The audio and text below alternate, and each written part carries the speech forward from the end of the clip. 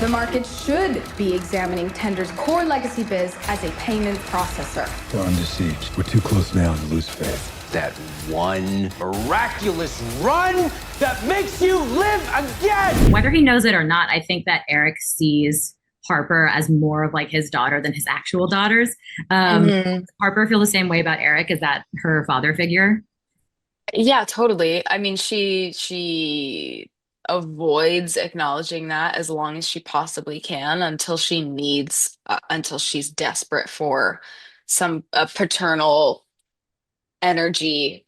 When her mother dies, she really feels like she needs someone to hold her hand, and he does what a good dad would do and tells her, like, you are undeniable and you have done well and I'm proud of you.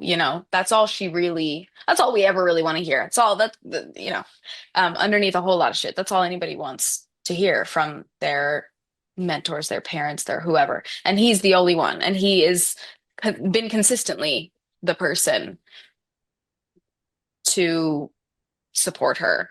Yeah. For you two, both of you, what do you feel is that, like, the core of that connection there? What keeps them coming back despite these, like, mountain of resentments that they're buried under? I think, history being seen by the other person. I think as you like grow up so drastically, like these two have, and in such separate worlds, the new people that you meet along the way don't necessarily have any context for who you are and why you are the way you are. Whereas what Yasmin is for Harper is context. I mean, it's nice, even though she didn't enjoy it at the time. It's nice that when Yasmin looks at Harper, she knows she's seeing not just her now, but who she has always been. And it's a good reminder, I think, for Yasmin to not completely lose sight of who she has always been. To get started, Whitney and Henry have this attraction that continues throughout the entire season. And I wonder if, for both of you, for Whitney, do you think that it's a real attraction, or is he manipulating him? Or are those two things happening at the same time? I think it shifts over the course of the season. I think initially is an opportunistic relationship for Whitney, and at the same time he's jealous of and admires Henry's sense of identity and privilege, which are things he lacks. And then I think he does genuinely develop real care for Henry, and I think is also concerned for him. I think there's a sort of, he recognizes Henry's sadness and maybe identifies with that sadness too. And so it becomes less cynical, I would say, as the season goes on. What do you think? Yeah, I agree. I think you played it beautifully in that, there's a way of playing this of Max's character of just being psychopathic, narcissistic, unempathetic.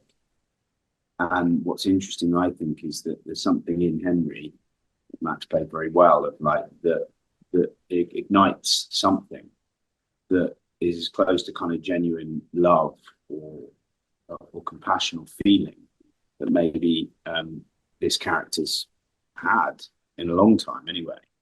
And that's the thing that's fascinating about Max's performance. Henry goes from feeling that his love for Yasmin literally saved his life halfway through the season to a couple of episodes later thinking, like, being quite cold to her and saying, like, you can't see how transparent you are. Like, I can't tell if this is a good way to love you. How does he get there? That's his huge fault, isn't it? He's like, you saved me. You saved me. It's about me that you saved me. And now in somewhere in his head, she should go back to some traditional form of wife and supporting him. That's her purpose. Her role is to support him. That's never who Yasmin's going to be. That's not the person he married, and that's not the person he fell in love with, frankly. But he's steeped in this kind of inextricable kind of traditionalist sense that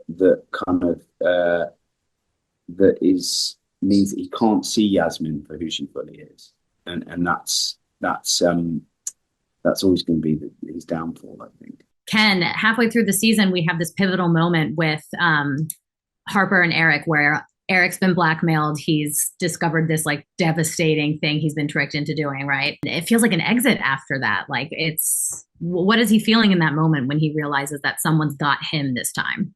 I think that the idea I was trying to play with was that, the person he's caught with, she's not just another girl.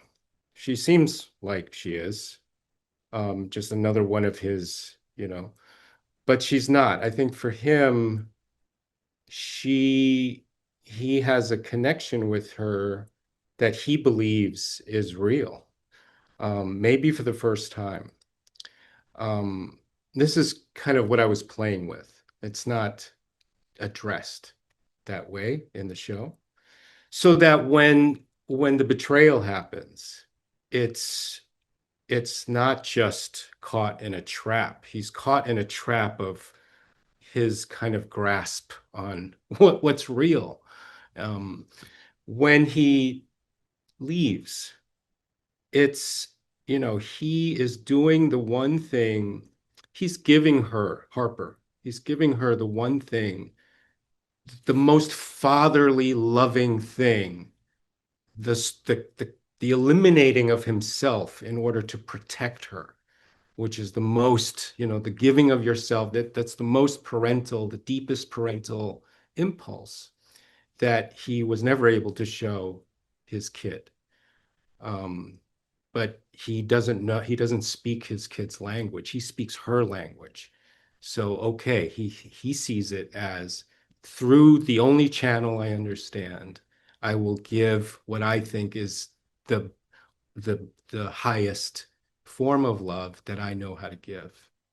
I think that's what happens. Yeah, that kind of answers my next question of whether he sees Harper as more of his daughter than his own actual daughters. But I think he kind of does.